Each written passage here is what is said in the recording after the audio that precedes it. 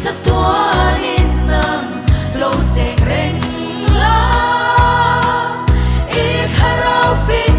na siya thiam thei na min pero o tan na ma tan na tu ong tan na lu swala thi to te tan na su ko ve song song swala te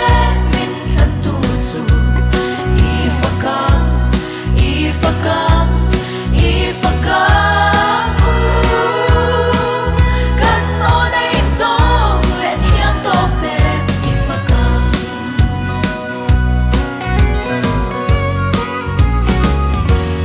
Leiro sum lut na ten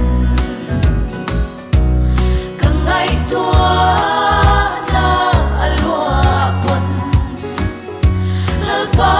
ng maning tlan na